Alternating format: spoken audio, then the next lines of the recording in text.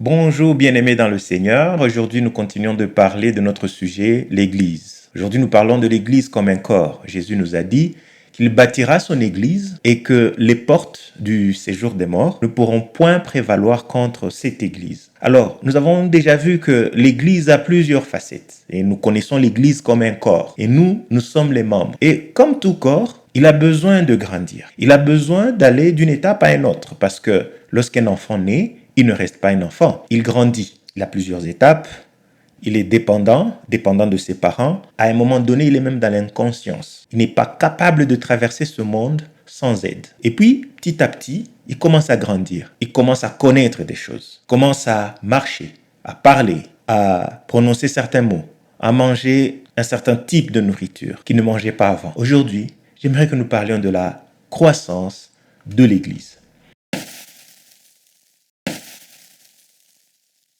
La parole de Dieu déclare, dans le livre de Romains chapitre 9, le verset 22 au verset 25, « Dieu a voulu montrer sa colère et faire connaître sa puissance. Pourtant, les êtres humains qui méritaient sa colère et qui allaient être condamnés, il les a supportés avec beaucoup de patience. Aux autres, il a montré sa pitié. Il a voulu leur faire connaître sa grande gloire. Il les a préparés à recevoir cette gloire. Et ces gens-là, c'est nous. Il nous a appelés non seulement parmi les Juifs, mais aussi parmi ceux qui ne sont pas Juifs. Dieu dit cela dans le livre du prophète Osée. Celui qui n'était pas mon peuple, je l'appellerai mon peuple. Le peuple que je n'aimais pas, je l'appellerai peuple aimé. Nous voyons dans cette parole le fait qu'il y a une progression. Il y a un Dieu qui était en colère. Et petit à petit, il nous a approchés. Nous sommes devenus ses enfants. Il a été patient, comme tout parent est patient avec ses enfants, jusqu'à ce qu'il nous amène à une dimension où il appelle l'Église, qui est constituée, comme on l'a vu la fois passée, des Juifs et des non-Juifs, parce que pour être de l'Église de Christ, il suffit d'avoir cru en lui. Alors, il a pris tout ce monde qui a cru en lui, il l'a amené à maturité, il l'a amené à être comme lui. Et aujourd'hui, il appelle son peuple aimé. Si Jésus arrive à nous appeler son peuple aimé, c'est parce que nous avons fait des progrès. Et aujourd'hui, j'aimerais que nous parlions de quelque chose de personnel, la croissance de l'Église. Nous sommes appelés à croître.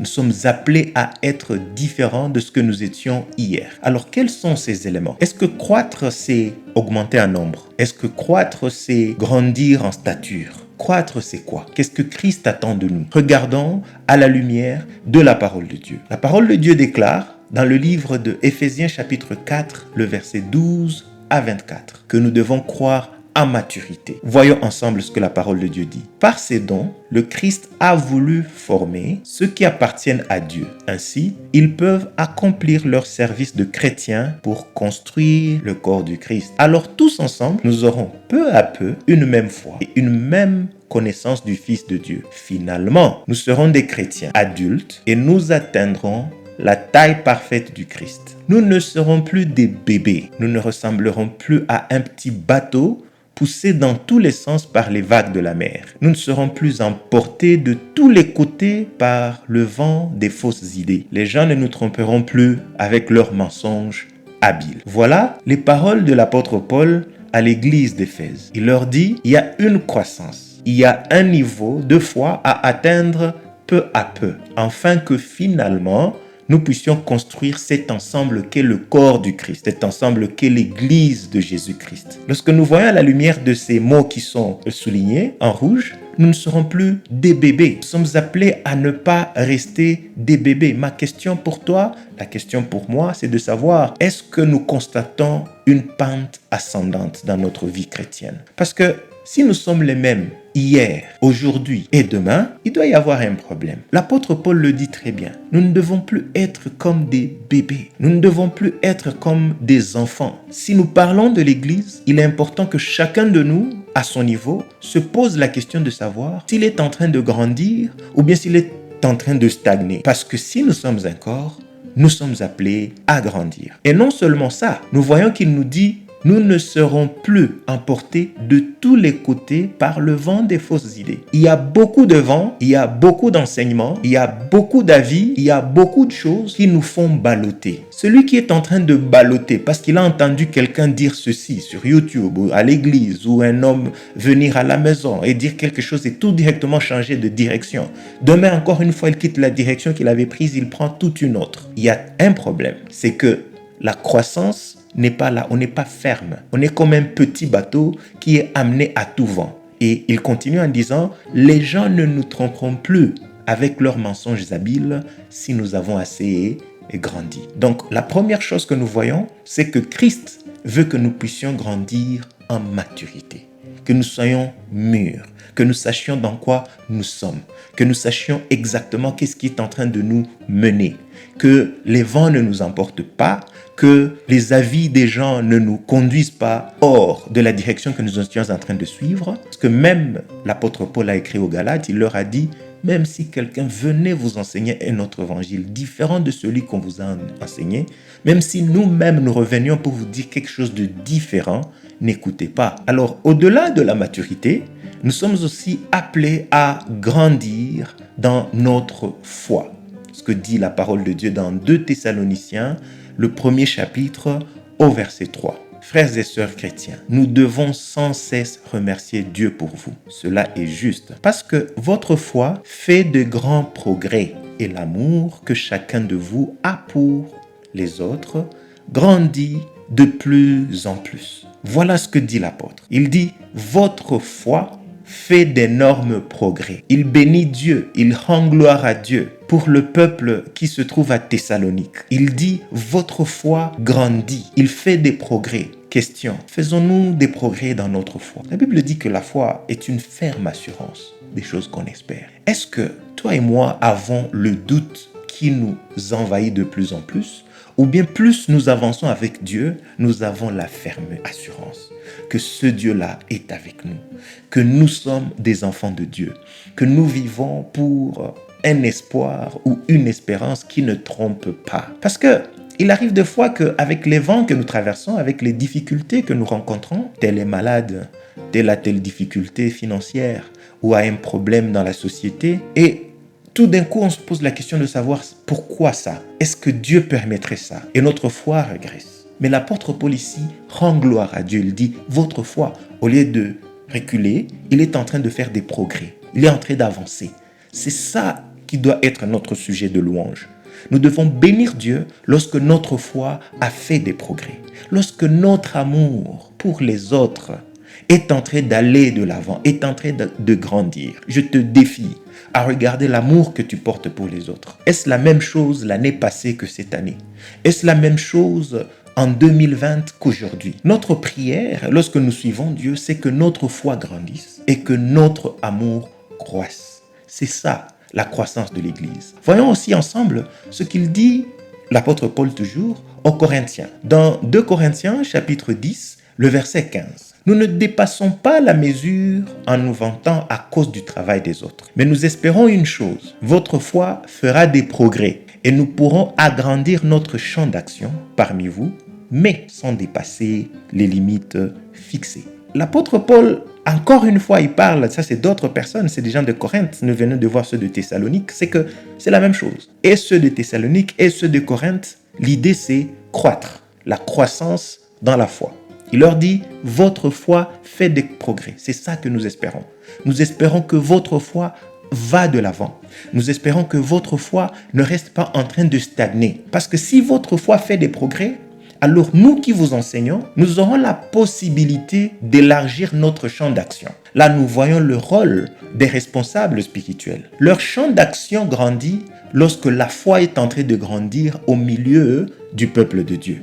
Mais il précise quelque chose de très important. Il dit, cela doit toujours se faire dans les limites de l'acceptable. Ici, j'aimerais interpeller tous les responsables spirituels. Nous ne sommes pas appelés à être des responsables de la foi des gens. Nous ne sommes pas appelés à être les responsables de la foi des autres. Chacun doit marcher avec son Dieu. Nous avons une fenêtre qui nous est ouverte en tant que serviteurs de Dieu, en tant qu'enfants de Dieu, pour pouvoir aider ceux qui sont en train de marcher dans la foi, surtout lorsqu'ils viennent de naître dans la foi.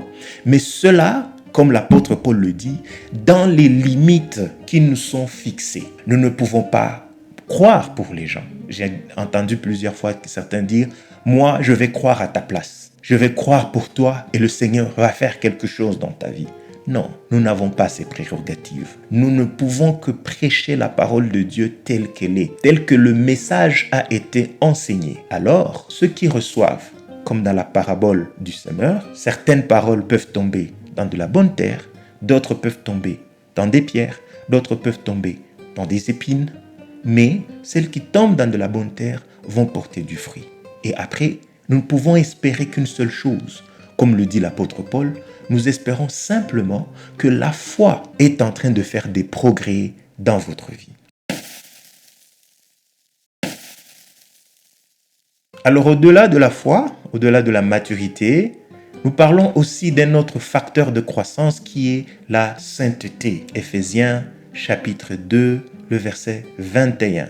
C'est en union avec le Christ que toutes les pierres de la maison tiennent ensemble. Et cette maison s'agrandit pour former un temple saint dans le Seigneur. Notre croissance, la croissance de l'Église ou des membres de l'Église qui font partie de ce corps, vous êtes un membre de l'Église ou du corps, je suis un membre de l'Église ou du corps, il faut que nous puissions avoir une croissance qui nous amène vers la sainteté. Et ici, le mot sainteté fait allusion à cet état qui est différent du monde, qui est mis à part. C'est que nous devons savoir si notre vie est en train d'être consacrée davantage. Est-ce que votre consécration, est-ce que notre consécration est beaucoup plus prononcée qu'elle ne l'était l'année passée, qu'elle ne l'était les mois passés ou le temps passé? Sommes-nous en train d'évoluer, d'avancer, d'aller vers un état que le Seigneur aime davantage de nous en disant « Vous êtes un peuple à part, mis à part pour moi et prêt pour me servir ». Nous sommes toujours en train de parler de la qualité. Ici, ce n'est pas le nombre. Ici, ce n'est pas le nombre de gens qui vont à l'église.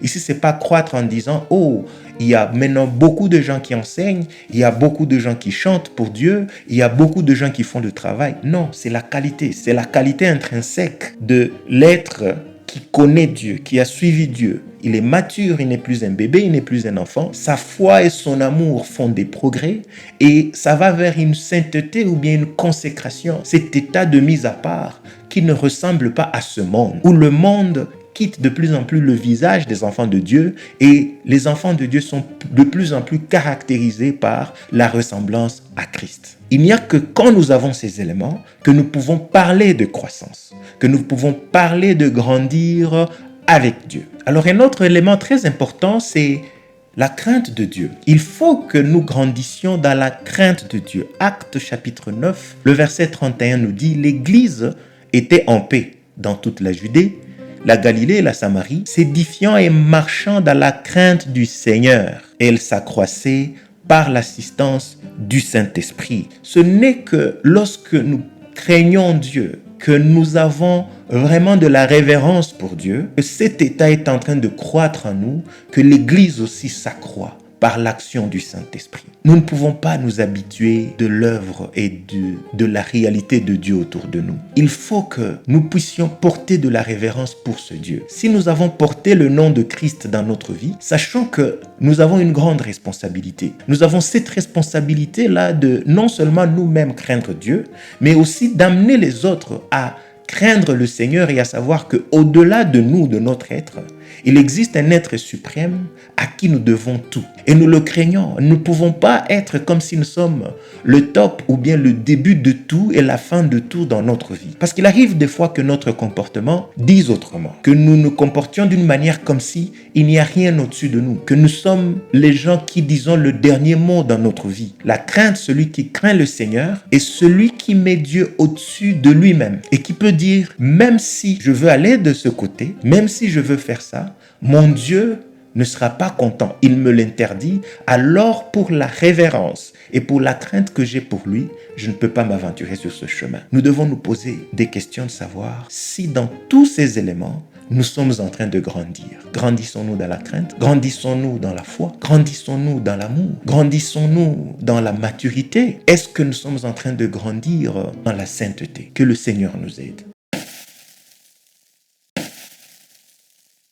Alors, l'autre élément qui est très important, et c'est là que souvent nous nous arrêtons, c'est la croissance en nombre. L'Église doit croître, plusieurs doivent s'ajouter sur le corps du Christ. Mais il ne s'agit pas de venir nombreux à l'église. Non, non, non, non, non. Il ne s'agit pas d'être très nombreux qui parlons de Dieu. Non. Voyons comment est-ce que Dieu augmente les gens en nombre. Lisons ensemble la parole de Dieu dans le livre de Jean, chapitre 10 au verset 16. Et nous allons voir que c'est en écoutant la parole de Dieu, et ça c'est un appel et c'est une prière pour que Dieu suscite des gens qui proclament le royaume et qui proclament la parole de Dieu, que le nombre s'augmente. J'ai encore d'autres brebis qui ne sont pas de cette bergerie. Celles-là, il faut que je les amène. Elles entendront ma voix et il y aura un seul troupeau, un seul berger. Donc, il est très important que nous sachions que c'est la parole de Dieu qui fait que le nombre augmente. Ce ne sont pas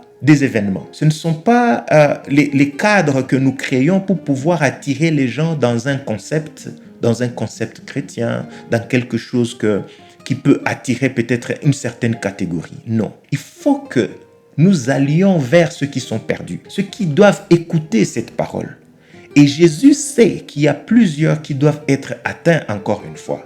Et il dit, j'ai encore d'autres personnes. J'ai encore d'autres qui doivent écouter ma parole et qui doivent être changés. Il faut que je les amène et ces brebis vont entendre ma voix. Et la voix de Dieu, c'est quoi? C'est sa parole. Alors, il y aura un seul troupeau et il y aura un seul berger. En lisant dans Actes 5, 14, il nous est dit, le nombre de ceux qui croyaient au Seigneur, hommes et femmes, s'augmenter de plus en plus. C'est que Jésus sait qu'il y a plusieurs qui doivent entendre la voix. Et dans Actes, on nous montre que ceux qui entendaient la voix étaient de plus en plus nombreux. Et ce n'est que comme ça que plusieurs étaient en train de s'ajouter à l'Église. Que Dieu nous aide et que Dieu nous emmène à pouvoir parler de sa part comme il est, afin que plusieurs entendent vraiment la voix de Christ et qu'ils viennent à lui. Donc nous voyons que en qualité et en nombre, l'Église est appelée à croître. Nous voyons que nous avons besoin de maturité, de foi, de sainteté et de crainte de Dieu pour que la qualité grandisse